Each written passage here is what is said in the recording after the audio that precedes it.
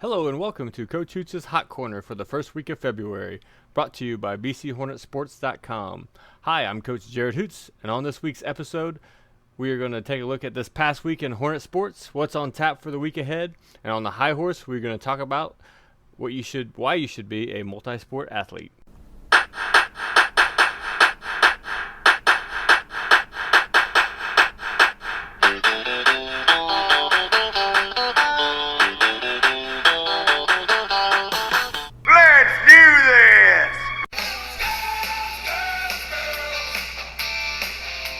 The Lady Hornets girls basketball team beat Western 51-42 at Barry.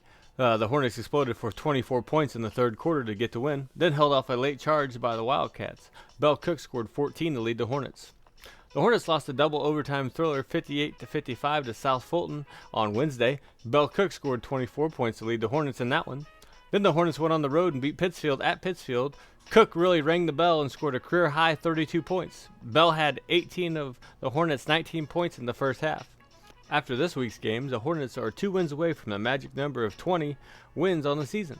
The Hornets will finish the regular season this week on the road with 2 tough WIVC conference games. They'll travel the conference-leading route on Tuesday, then finish up the regular season at Triopia on Thursday. The Lady Trojans are currently riding a 7-game winning streak. The IHSA released the girls' regional bracket on Friday. Our girls are slated at the Havana sectional, but they'll be playing at the Liberty regional. On Tuesday, Brown County will get the winner of game number 2, which would be number 5 Liberty at number 12 West Prairie. Okay, the other teams in that regional looks like Minden Unity plays Bushnell on Monday, and the winner of that game will get Lewiston. We'll look further in depth at the girls regional come next week. Taking a look at the conference standings right now, Route sits on top at a perfect 5-0. They are now 24-2. Our Lady Hornets have a chance on Tuesday to give them their first conference loss. West Central is coming in at 3-1. They are 9-13 on the season. Carrollton's at 3-2, and they are 17-5 on the season. Our Brown County Lady Hornets are 3-2, and they are 18-8 on the season. The Triopia Meridosha Virginia Trojans are 16-10, and they're 3-2 in conference. Calhoun's 1-3, 7-5 in the regular season.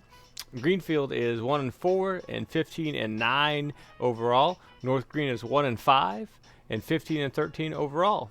Like I said earlier, our girls will wrap up the regular season, and all the girls will start their regionals next week. We'll take a deep look into the regional and sectional complex coming up next week for you guys. Yeah, the boys round here. The boys basketball team lost 61-52 to Payson at home. The Hornets trailed most of the game, but had a furious fourth quarter effort and tied the game up at 44 apiece in the fourth quarter on a Nathan Henniker layup. The Indians got some key buckets from Lucas Luce and made enough free throws down the stretch for the win. Lucas Luce scored 34 points to lead the Indians. Nathan Henniker led the Hornets with 15, and Gavin Miller and Cole Beheimer chipped in 10 points. The Hornets lost 73-57 to Liberty on Friday. The Hornets were all tied up to half, but had some scoring woes in the second half, and Liberty hit back-to-back three-pointers to give them the lead for good. Nathan Henniker led the Hornets with 19 points. The Hornets start a 4-game home stretch this week. They'll welcome Brown County alum Brett Ufkus to bring his Southeastern Sons here on Tuesday. Wednesday, they have North Green coming to town, and then on Friday at the Nest, they host Pittsfield. The WIVC standings look like this. West Central on top at 22-1 and 6-0 in the conference. Route is at 15-6, 5-0 in the conference. Triopia is 16-7, 4-1 in the conference. Calhoun's 17-4 and 2-1 in the conference. North Green is 9-11 and 2-2 in the conference. Greenfield is 10-9 and 3-3 in the conference. Brown County is 8-11, 3-3 in the conference. Carrollton is 4-14, 1-3 in the conference. Griggsville is 3-16, 1-5 in the conference. Pleasant Hill got their first 2 wins of the year this week. They're 2-9 and 0-4 in the conference, and Pleasant Hill is 0-5 and 0-15 on the year. Updating you on the junior high boys season so far. In the junior high boys basketball report, our 7th graders defeated Southeastern 29-20 in the semifinal at Liberty's 7th grade regional.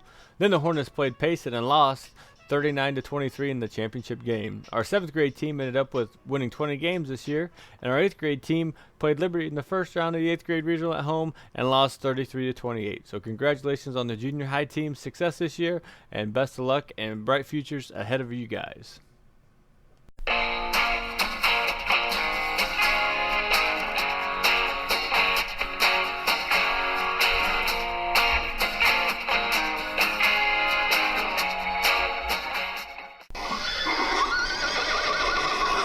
On this week's Hoots High Horse, we're going to talk about being a multi-sport athlete.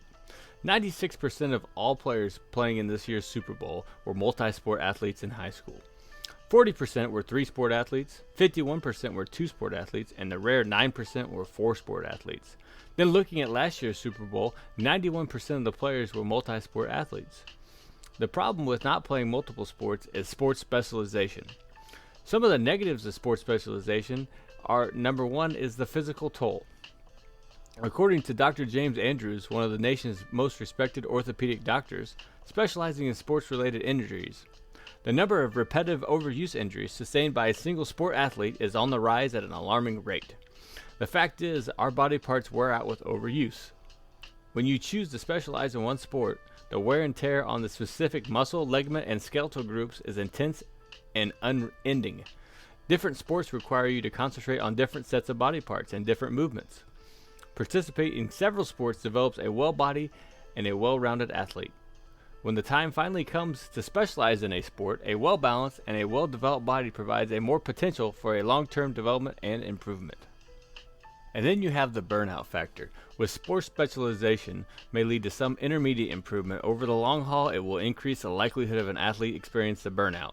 Simply put, when you pour all your time and effort and emotion into an activity 365 days a year, year after year, it's only natural that that chance of becoming tired, bored, or simply used up increases dramatically. Specialization in a sport at a young age in hopes of athletic success will be achieved down the road and may actually decrease the likelihood of a long-term success because it increases the chance that that repetitive overuse injury will take the toll, or the athlete will simply burn out and become discontinued for participating.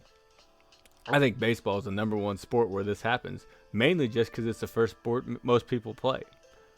Those are some of the negatives about not specializing in one sport. Here are some positives in playing multiple sports. One positive is that a secondary sport will actually improve the athlete's skills, competitive instincts, and mental capacity when the athlete is re-engaged with him and her primary sport. Playing sports are playing sports. Regardless of the sport, many of the same principles and attitudes apply. It doesn't matter what team or sport you play, as long as you're playing a team sport where you're learning teamwork skills that apply to all sports. As long as you're competing regardless of which sport, you're developing competitive instincts and skills that apply to sports across the board. Furthermore, it can improve your understanding of the team dynamic. When an athlete experiences being a major contributor in one sport but is a support player in the second sport, for example, being a star of a team requires certain leadership and responsibility and skills. The star in one sport will be better able to understand how to motivate, lead a team of less talented teammates if that star participates in a different sport where he or she is not the star. I'm not also talking about sports. You could add the fine arts to this as well, like band, choir, drama, play in this conversation too. I played 3 sports in high school and was in the band all 4 years. If I really had to sit back and think about one of my biggest influences in my professional teaching and coaching career, you'd be shocked to know that my band teacher, I think, had the biggest impact on my coaching and playing career. Sam Herring built what the sports world would say a dynasty in band at Winchester. When most schools only had probably 20 to 30 kids out for band, Sam would always have 50 or 60 kids out. I would hate to think all the lessons that I learned my 4 years with him in band I would have missed out on if I specialized in just one sport. I also think in small town USA that we live in, we have to push our kids to play multiple sports to keep our sports programs alive. I hate seeing sports programs die because of numbers. This has to do with sports specialization. You don't need to play AAU basketball in the spring to get looked at, or play ASU softball every weekend in the winter in the dome just to get some looks in softball. Let's think about it. You're paying $1,000 to compete against not the best competition. Why? Most of the good athletes are playing the sports at their school that are in season. Do you realize how hard it is on your arm if you don't throw a softball all week and go play 7 games on the weekend? That's probably not a good thing for your body. Coaching can also help with this to make sure to look at the schedules and give kids time in the summer to play other sports. They should also encourage kids to play other sports. Every college coach that I've talked to wants a multi-sport athlete because they know how to compete. I've had college football coaches come watch our athletes play basketball because they want to see how they competed on the basketball floor. So get that big lineman out for basketball to help with his footwork and conditioning. Get those quarterbacks out for baseball so they can be throwing every day. And get that tall, lanky basketball player out for football so you can split him out and throw him the ball too. And remember, the world's a big competition, and the more activities you can do, the better competitor you're going to be. This has been a production of bchornetsports.com. This is Coach Jared Hoots signing off. Get out and support your BC Hornets this week. And remember, make sure you're living life like a 3-1 count. See you next week.